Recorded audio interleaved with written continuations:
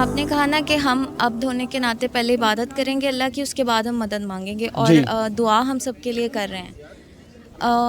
سر ایک حد تک تو یہ چیز ہم خود سے کرتے ہیں، لیکن جب پیرنٹس کی بات آتی ہے نا کہ پیرنٹس اگر بہت زیادہ غلط سائڈ پہ جا رہے ہوں اور وہ ہم پہ بہت انفلوئنس کر رہا ہو، ہم ان کے غلط کانسیپٹس کی وجہ سے ہم بہت سفر کر رہے ہوں، تو پھر ہم انہیں کیسے ان کے لیے ہم صرف دعا کرتے رہیں ہدایت کی، انہیں ہم کوشش کی طرف کیسے لائیں گے؟ اللہ تعالیٰ نے ایک بڑی مشکل آیت دی ہے ہمیں ایسی سچویشنز کے لیے سورۃ الاحزاب میں، یا ایھا الذین آمنوا اتقوا اللہ وقولوا قولا سدیدا.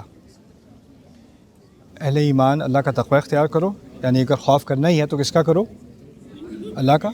ہوتا یہ ہے کہ اب کسی نے اپنے ابو سے بات کرنی ہو، امی سے بات کرنی ہو، بیوی سے بات کرنی ہو، شوہر سے بات کرنی ہو، بات کرنے سے پہلے ڈر لگتا ہے کہ وہ برا مان جائیں گے، غصہ کریں گے، کیا کہیں گے، ڈر لگتا ہے نا.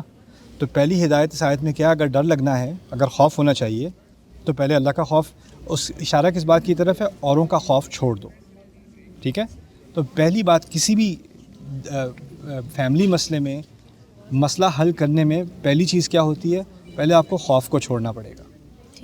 اور یہ سب سے بڑی رکاوٹ ہے اصل میں، کیونکہ ہم سیدھی بات اس لیے نہیں کرتے کیونکہ ہمیں ڈر ہوتا ہے.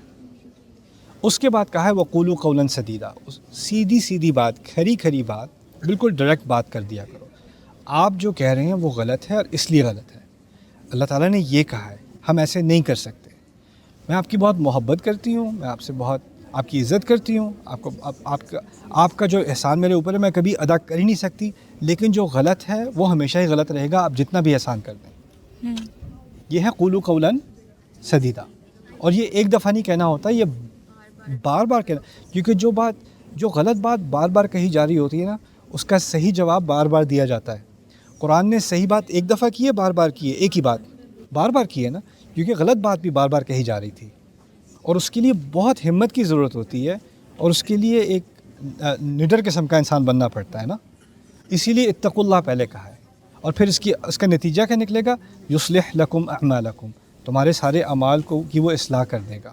یعنی تمہارے سارے اعمال کے ذریعے جو نتیجہ تم ڈھونڈنا چاہ رہے ہو نا، اس نتیجے تک وہ ان کو پہنچا دے گا. ان اللہ بالغ امرہ، ایک اور جگہ مقام پر اللہ تعالیٰ کہتے ہیں اللہ تعالیٰ اس کے معاملے کو اس کی انتہا تک پہنچا دے گا. انشاءاللہ. ٹھیک ہے. Thank you so much.